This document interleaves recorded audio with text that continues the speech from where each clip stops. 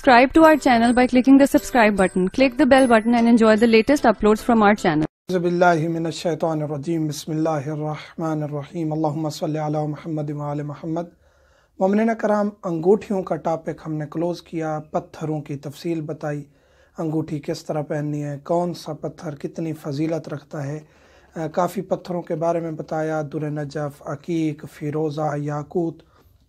हर पत्थर की डिटेल हमने बताई, फ़ज़ाइल भी बताए, तारीख़ भी उसकी कुछ ना कुछ बताई, और ये भी बताया कि मौला अमीर कायनात कितने पत्थर पहनते थे और हमें कौन से पत्थर किन उंगलियों में पहनने चाहिए। आज इंशाअल्लाह हम इस टॉपिक को ख़त्म कर रहे हैं इस ज़िक्र के साथ कि अहले बैत अलैहिमुस्सलाम की अंगूठियों पर नक्श क्या होते थे। अंबिया अलैहिमुस्सलाम भी अंगूठियां पहनते थे, उनकी अंगूठियों पर जो पत्थर थे उन पर नक्श होते थे, लेकिन वीडियो तवील हो जाएगी। फ़कत 14 मासूमीन के अंगूठियों के नक्श हम जिक्र करके इसको तमाम करेंगे, और इसकी इंशाअल्लाह वाइट बोर्ड की मैं एक तस्वीर भी वीडियो के आखिर में डाल दूंगा, ताकि आप मज़ीद अगर पढ़ना चाहते हैं तो आप आखिर में उसको मज़ीद देख सकें या पढ़ सकें।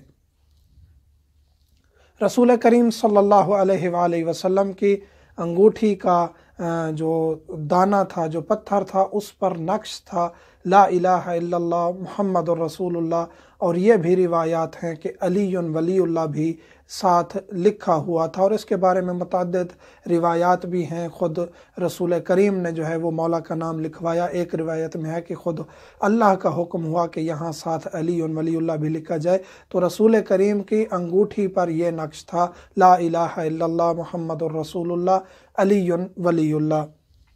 मौला अमीर कायनात अली इब्न अबी तालिब की जो अंगूठी थी उस पर नक्श था अल मुल्को लिल्लाह नअम अल कादरुल्लाह, के मुल्क जो है वो अल्लाह का है और अल्लाह ही सब चीज़ों पर कादिर है, कुदरत रखता है। इसके बाद जनाब ज़हरा सलामुल्लाह अलैहा की अंगूठी का नक्श आखिर में हम जिक्र करेंगे, क्योंकि उसके बारे में थोड़ी ये हम अलहदा जिक्र करने का मकसद ये है कि ख़वातीन के बारे में सवाल किया जाता है कि क्या बीबी भी अंगूठी पहनती थी, क्या उनकी अंगूठी का भी नक्श था। इस वजह से हम आखिर में जिक्र करें, नहीं तो मौला अमीर कायनात की अंगूठी के बाद मासूमीन के तरतीब के साथ बीबी के अंगूठी का नक्श हम जिक्र करते, लेकिन आखिर में इस वजह से कि हम तवज्जो दिला रहे हैं कि बीबी भी अंगूठी पहनती थी और उनकी अंगूठी का भी नक्श मुबारक था। मौला हसन अलैहिस्सलाम जो अंगूठी पहनते थे, उनके अंगूठी के ऊपर नक्श था अल इज़्ज़तु लिल्लाह हस्बी अल्लाह, इज़्ज़त अल्लाह के लिए है और अल्लाह मेरे लिए काफ़ी है।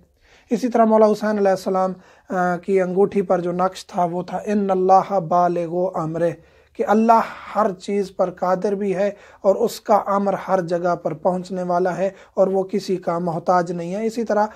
रिवायात ये भी हैं कि मुख्तलिफ़ अंगूठियों पर मुख्तलिफ़ नक्श थे अहले बैत अलैहिमुस्सलाम के, लेकिन मशहूर ये नक्श मिले हैं रिवायात में से।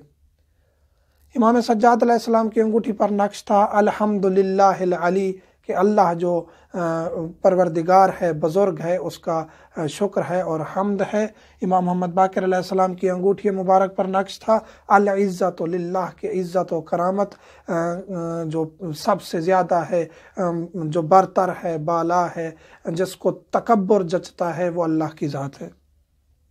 इमाम सादिक़ अलैहिस्सलाम की अंगूठी पर नक्श मुबारक था इन्नल्लाह खालिक़ु कुल्लि शै, या अल्लाह खालिक़ु कुल्लि शै। इसी तरह इस किस्म का नक्श मिलता है कि अल्लाह हर चीज़ का खालिक है और वही खल्क करने वाला है। तो यहाँ अहले बैत अलैहिमुस्सलाम की अंगूठियों से, नक्श से ये ज़ाहिर हो रहा है कि उन्होंने बार बार हमें तौहीद की दावत दी है, हत्ता कि अंगूठियों के नक्श के ज़रिए भी हमें तौहीद की दावत दी है। तो हम उन लोगों से यही दरख्वास्त करेंगे जो कहते हैं कि अल्लाह रिटायर हो गया है, नऊज़ बिल्लाह, अब अहले बैत ही रिज़्क़ देने वाले हैं, अहले बैत ही खल्क करने वाले हैं, अहले बैत ही सब कुछ देने वाले। ठीक है, इनके वसीले से हमें सब कुछ मिलता है, लेकिन ज़ात वही है देने वाली, ज़ात वही है खल्क करने वाली।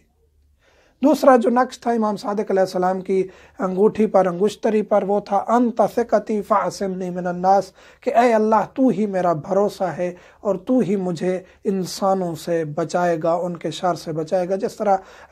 ख़ुद अल्लाह ने तालीम दी है इंसान को सूरत वन्नास में कि मैं ऐ अल्लाह पनाह चाहता हूँ जिन्नों से भी, जिन्नात से भी और लोगों के से भी, इनके शर से मैं तेरी पनाह चाहता हूँ।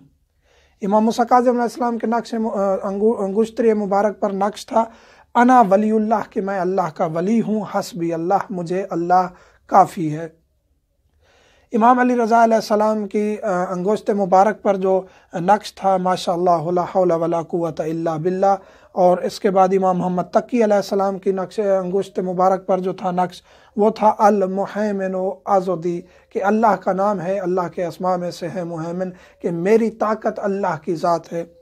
العزت للہ جمیعا، امام علی نقی علیہ السلام کی انگشتر مبارک پر جو نقش تھا، اور اسی طرح امام حسن عسکری علیہ السلام کی انگشتر مبارک پر جو نقش تھا وہ ہے ان اللہ شہیدہ، کہ بے شک اللہ ہی ہر چیز کو جاننے والا ہے اور ہر چیز کا گواہ ہے اور ہر چیز اس کے سامنے ہے۔ اسی طرح امام آخر الزمان، امام سرکار حجت کے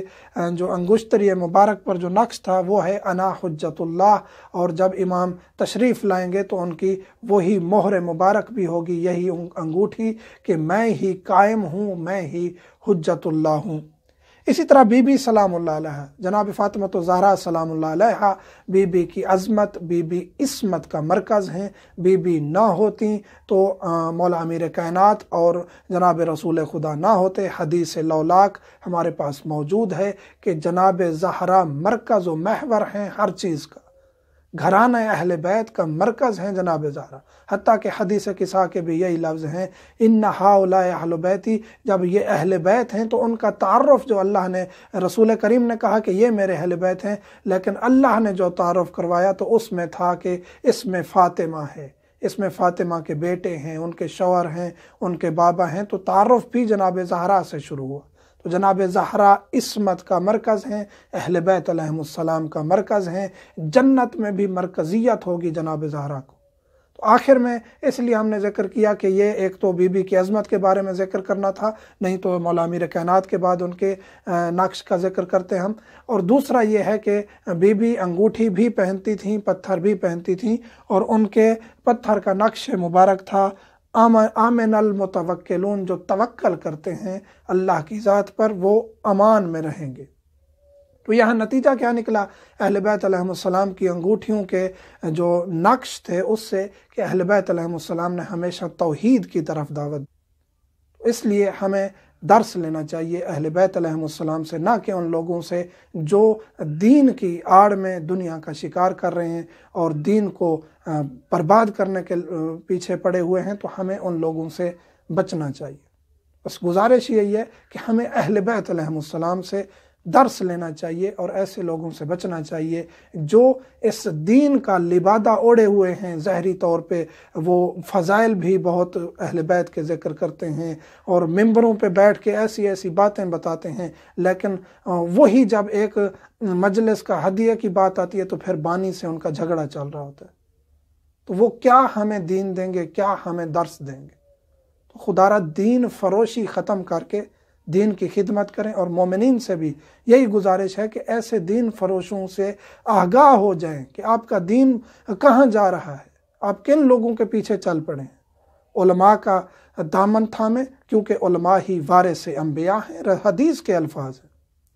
اور علماء ہی اہل بیت علیہم السلام کی طرف سے نائب ہیں، اور یہ امام علیہ السلام کے الفاظ ہیں۔ ملتمس ہوں ہمیں خصوصی دعا میں یاد رکھا کریں۔ الحمدللہ رب العالمین۔